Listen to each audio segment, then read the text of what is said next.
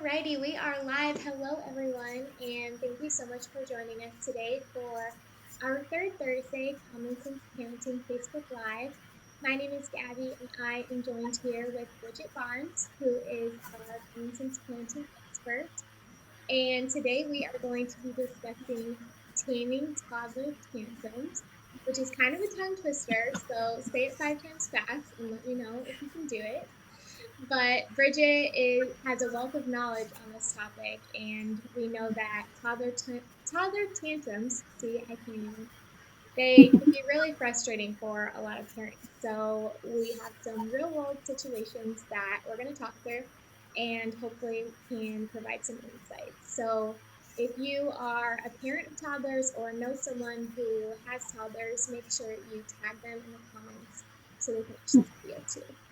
And if you have any questions as we go through this Facebook Live, feel free to comment them as well, and we can get them answered at the end. Okay, so Bridget, the first situation we have is my 3-year-old screams all the time, never listens, and only sleeps about 6 hours a night. How can I get my 3-year-old to calm down and stop misbehaving? I have already tried everything my doctor has suggested. Wow, that sounds like a real difficult situation for that mom or dad.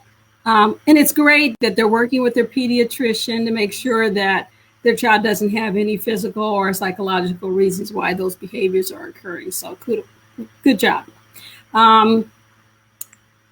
We should keep in mind that most children who are 3 years of age scream, don't listen, and have difficulties going to sleep at night.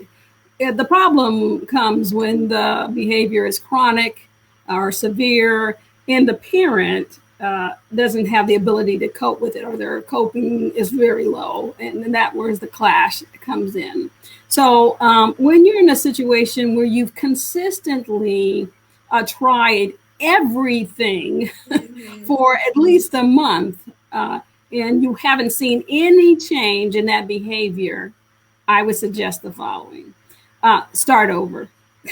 And what I mean by that is perhaps you've missed something important about why this behavior is occurring. So wipe your child behavior history clean, like a clean slate, and begin to clearly look again at what your child is doing and what might be causing this tantrum and sleepless nights. And observe your child's behavior closely now. When is it happening? What certain people is this behavior happening with? Are there certain circumstances this behavior is happening, or is it just all the time? And some parents think it's all the time, but it might be it's with this particular person, it's usually over this particular situation, or this particular time. So let's look at that. You could keep a little journal just so you're more specific. So you don't go into your doc's office and say, he's screaming all the time. He's never, these absolutes, and say, I'm seeing this usually in the morning, usually at night. I'm usually the one, or it's my husband, whoever it is. This is happening before the behavior. This is happening during the behavior. And this is what happens after that behavior. So kind of getting a very specific picture so that you can create a really good strategy based on that specific information. It's hard to create a strategy on those kind of general absolutes. So I would say go back to square one and observe the behavior, okay, with a new view. Don't base it on past experience, and then be very specific and write that down so that you can work with a specialist on how to do strategies. Yeah, that's a great idea. Even just keeping a note in your phone, and every time this behavior starts to come, just quickly jotting down in your phone. It doesn't have to be a long, lengthy process. So I think definitely, bringing that back to your pediatrician so it's not those absolutes is a very great tip. Okay, so the next one is my 4-year-old recently threw a temper tantrum completely, yelling, crying, and dropping to the floor when I did not allow her to push the cash register buttons while checking out at the store. It was so embarrassing. How can I handle these situations? I agree. Really, it is embarrassing to be in public when your child is having a meltdown. I've been there. I know how that feels. Not a good feeling. And I would strongly suggest that you make practicing accepting no for an answer a priority before taking your child to the store, or a priority to take your child to the store. And so having that child practice that frequently during the day, how to accept a no answer, as well as how to accept a yes. When I say no, you say the special letters O and K. And if I say yes, you say thank you. Now let's practice that. And you practice that consistently. So it's just like habit. They get in the habit of saying okay or thank you. And if they do that enough, they can earn to go to the store. That's how they earn to go to the store with you, even before you get there. And then if they do really well at the store, accepting no answers, even before you get to the register, then maybe you do let them be able to push a button, or you don't, depending on how well they were able to accept no during the store visit. Eventually, I might even get my child a little cash register of their own. They make toy ones so they can push their own buttons on their own cash register, and we put some play money in there for them. Yeah, we talk a lot about positive and negative consequences here at Boys Town Parenting, so that would definitely be a good example of using those appropriately. And I love, for Christmas, say, or their birthday, if their birthday's coming up, say, you want to press those buttons so bad. Well, maybe if you're really good, Santa will bring you the cash register, or you'll get it for your birthday. So, and maybe if you're really good at accepting no for an answer. Tell them exactly what you want them to get good at. Exactly. And that's how they earn that wonderful little cash register. Definitely. But if you are a parent who, your child is having the meltdown at the store and you feel like everyone is staring at you and you are really embarrassed, like Bridget said, we all have been there. So don't feel like you're alone in that, because it really does happen to everybody. Okay, when my toddler has a tantrum, I put them in timeout, even just for a few minutes. Is there a better solution I should be doing instead? I don't find that these timeouts are effective long-term as the tantrums are continuing. Right. It's kind of like crazy making, right? The continual behavior and expect something different to happen. So if you're doing that particular behavior and nothing different is happening, I would say that probably isn't, the strategy you should be using. So I would say, instead of putting a child in timeout at the time that they're out of control, it's not a good idea. It's like throwing gasoline on a fire. So I would let them be in a calm down spot, right? You can create a little calm down spot where a child can cry their little heart out, tell you their woes from there. Maybe you put a calm down box there where they do their little strategies. They blow out their birthday candles, or they squeeze the squeezy ball, they hug their little teddy bear to death. I don't, as in their calm down spot. And once they are calm, have them show you that they can take a deep breath. Have them show you they can count and use their words and not their hands. Once they do that, have them sit down again, put the timer on without telling them you're going to timeout. Just have them sit down, and then I turn on the timer, and then we wait. And then it goes off, and they can get out of that timeout. But I probably would wait until they're calm and then administer a timeout. Mm-hmm. Yeah, that's great. We did link in the comments too just now our timeout guidelines for parents. So if you need additional tips on timeouts, make sure you click that. Yeah. If a kid is already in timeout and they're just getting out, I just take them back. But if a child is having a true meltdown, I put them in a calm down spot. Yeah, that's a great idea. Okay. What advice do you have for handling tantrums at the dinner table? So this can be either at home or at a restaurant. Yeah, the dinner table is a time where, a family wants to come together and spend time together. But if you really want to have a good family meal, it's important to be very purposeful in your proactive strategies. And that means to teach your children what you expect them to do at the dinner table, and have them practice that long before they're sitting there. So how to say please and thank you, how to accept no for an answer, how to get along with their little brother and sister, and put some consequences on their behavior at the table if they do go along with the table manners that you've set out and the expectations, then they should earn something positive like dessert or more free time to do the things they like to do. And they should earn negatives for behavior that they have at the dinner table, like losing those privileges are the things they like to do. I would say if a child is out of control at your table, you should remove them quickly. Tantrums are very infectious and they bother everybody. So I would say remove the child who's having a difficult time, take them to the calm down spot or send them if they're older, allow them to get calm, and then they can be corrected and return to the table. But don't let them just stay there having a tantrum and everybody tries to eat over it. Not a good idea in public or in private. So if you're going to do that in public, you have to do it in private so kids know this is what happens regardless of where I'm at. Yeah, it doesn't change just because we're out to eat. I know. I was at a hotel and a dad was there and his son was having a tantrum and he was screaming and dad was just continuing to eat. He was going up to the bar and the rest of the room was like, oh my God, it was a shrill scream. It was ongoing and it was not stopping. It was uncomfortable for everybody except for dad. And definitely, thought, wow, what happens at their dinner table, so you want to have that pleasant for yourself at your dinner table and you want to have it pleasant for other people too that have to when you're in public. Yes, definitely. Okay, moving on. So after dinner, we have bedtime. So how can I train my toddler not to throw tantrums when I tell them it's time to get ready for bed?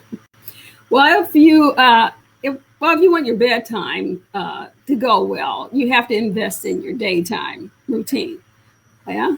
So it's important that, like I said, again, to have kids practicing how to follow instructions during the day. If they're not following instructions during the day, probably not going to follow them at night when it's time to go to bed.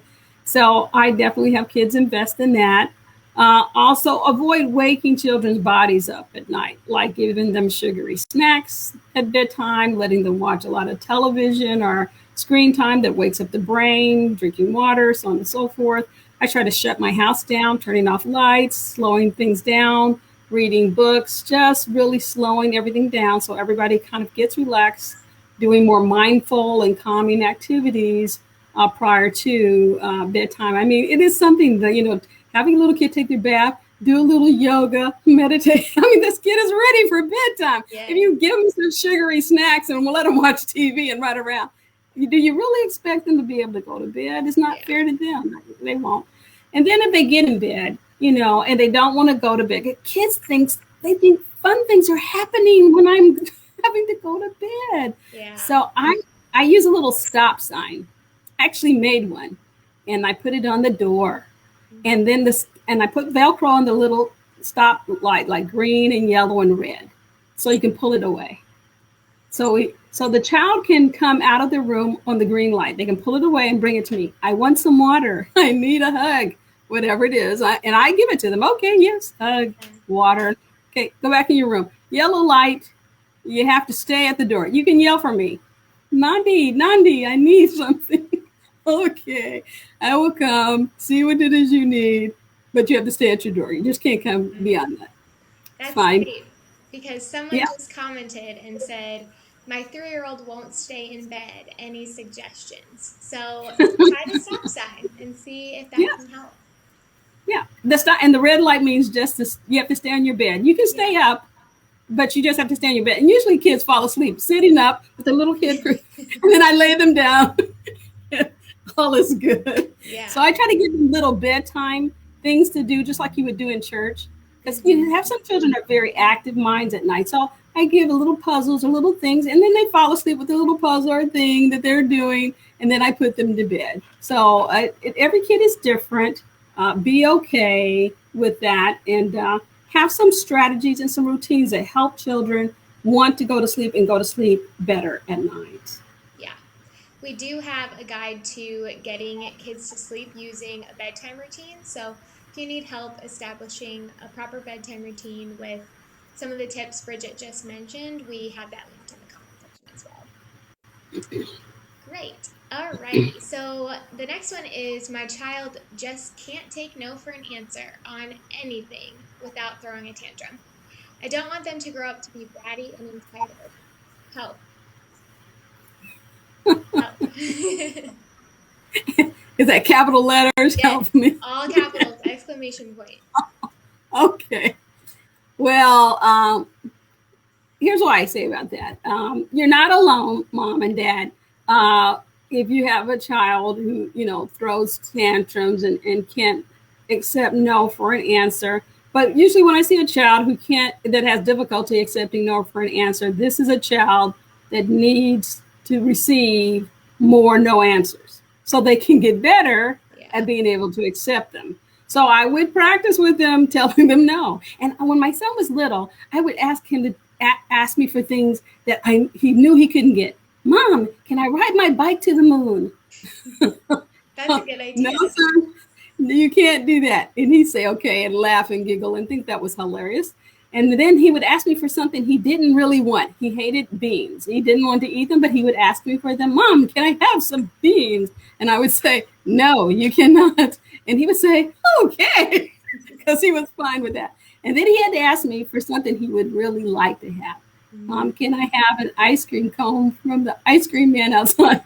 And I would say no. And he would say, okay. And sometimes I would go ahead and get it for him when he just would say okay. And sometimes I wouldn't, but he never knew when it was going to happen. It's like a slot machine. He was like willing to take his chance. So he'll always accept no graciously because it could turn into a yes at some point. Yes, he never knew. And he got into a habit of being able to say okay by asking for magical things he knew couldn't happen, asking for things he didn't want, and then asking for things that he really did want. And he got really very good at being able to accept no answers. This helped him later on in life, especially when he was a teenager and he had to accept no from us. He wasn't this kind of kid who really had a severe meltdown. He might not have liked it, but he looked us in the face and said, okay. Right. And that definitely pays off in the teenage years. So great to start that young.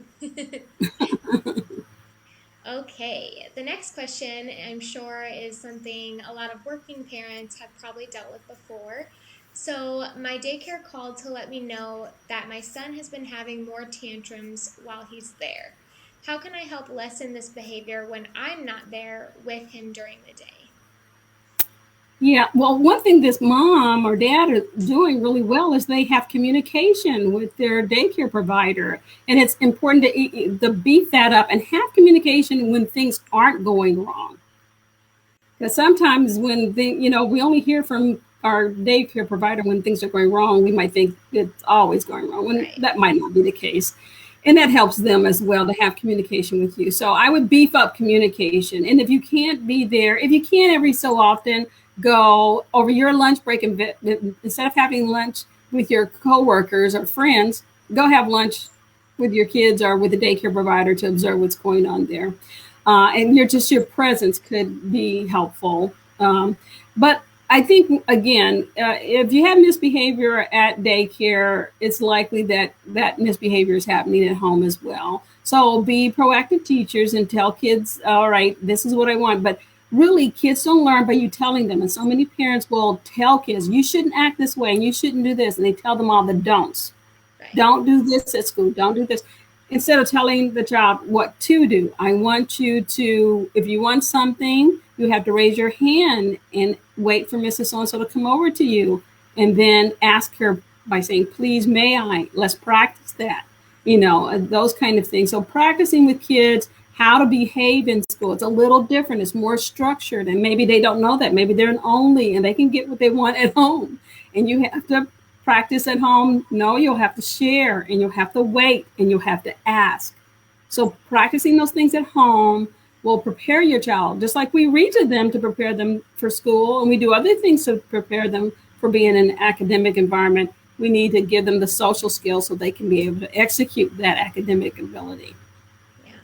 Definitely. Translating it from home to daycare, school, whatever it is going to be what pays off in this situation. So see how they act at home, see how it compares to what the daycare leader is saying, and then, like Bridget said, guide them to do what you want them to do versus telling them, don't do this, don't do this. Yeah.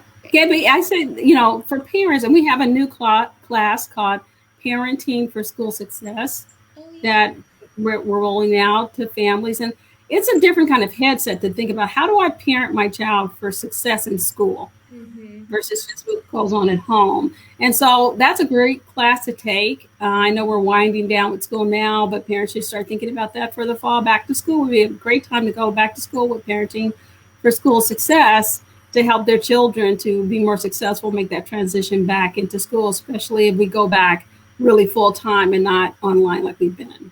Yeah. And these common sense parenting classes, they're still being offered virtually, is that right? Yes, right now they are being offered virtually, and they're Monday through Thursday, at least here in our area. But they can go online and get classes on our national site, almost anywhere in the United States. Yeah, so we'll make sure to put those sign up links in our comment section, and you can sign up no matter where you live. So that's a great tool. And even though, yeah, you should always be planning ahead. So for the fall semester, that'd be super helpful. Great. Okay. The next one changes gears a little bit from tantrums to whining. So my toddler doesn't have a ton of tantrums yet, but the whining.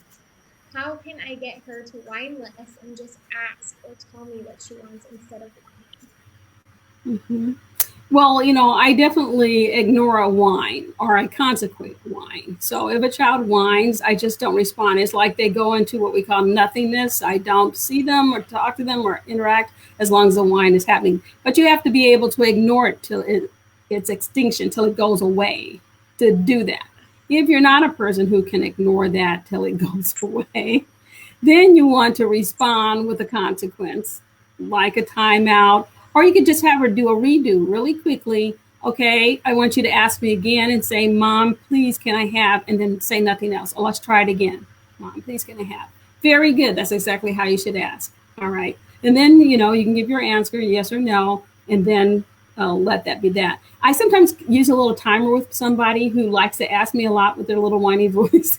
I'll let them ask me just like I did before. They're whining. I stop them. They do a redo, ask me again in the appropriate way. They ask me, and I say, okay, put this timer on. And when it goes off again, you can ask me again. I Mm, don't believe my answer will change, but you never know. You can come back. And yeah. so I really kind of gauge that whininess, how much of it I have to be exposed to. And if the child goes along with that strategy, they might get the thing by waiting. So that I get them to be able to wait. And I elongate that and put more and more of that into where sometimes they forget. The buzzer goes off and they're like, what the hell is it happening? Why did I set that timer?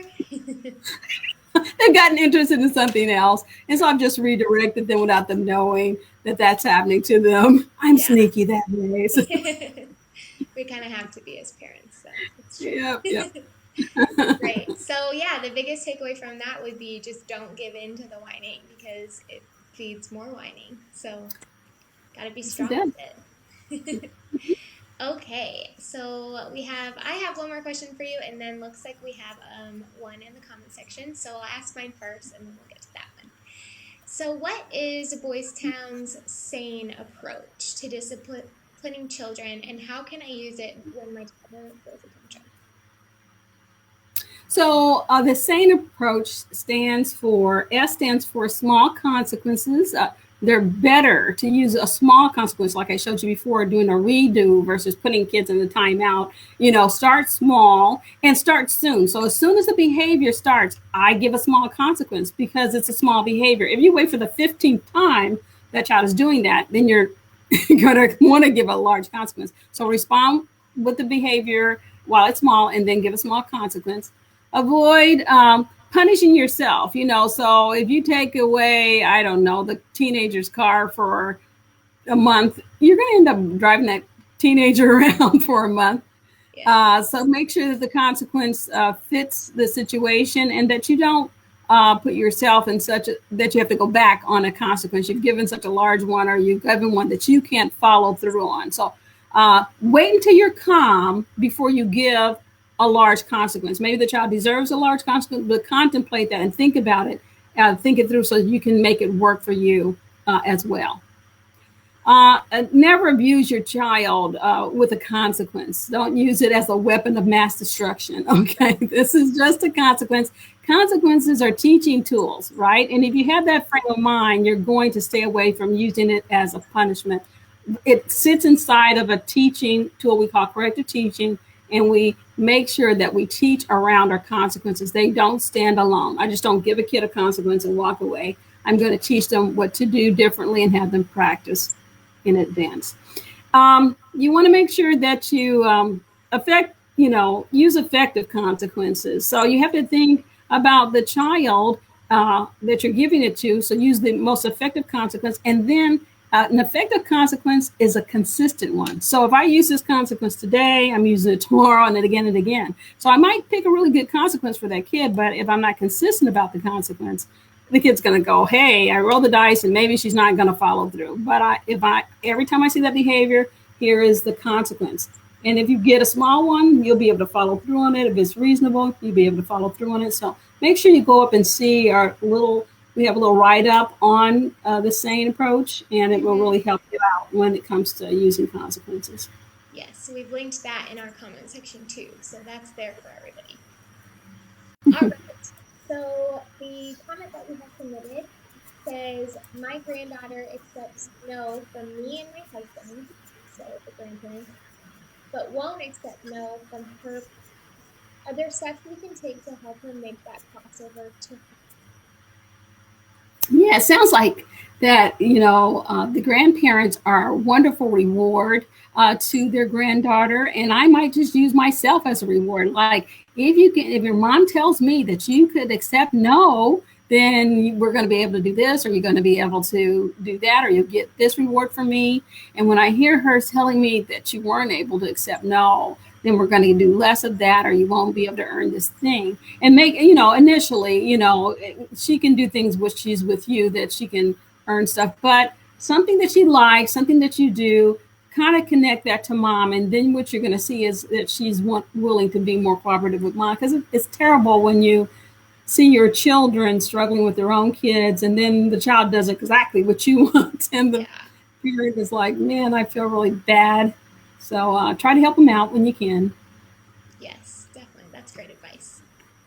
All right, everyone. So we talked a little bit about our common sense parenting classes already, but like Bridget mentioned, we do have the Parenting for School Success classes that are open for registration. So we linked that in the comments section, and make sure you check those out. They are all virtual, so no matter where you live, you can take one of our classes. And we also have classes on another array of subjects, so not just parenting skills. So browse through those, take a look, and ensure that you can that works for you and your family. And then I'll make sure also to link in the description, we do have a free email series all about taming toddler tantrums. So on top of this Facebook Live, that is a great resource that is sent directly to your inbox for support all the time. So thank you, Bridget, for your time, and thank you for everyone watching for tuning in. If you like our Facebook Lives every month, make sure you go to our Bedtime parenting page and turn on the notifications so you'll never miss a Facebook Live. All right, well, thank you, Bridget. Have a great rest of your afternoon, and we'll talk to you next time. Thanks, Gabby. Bye, everybody. Bye, everyone. Thank you.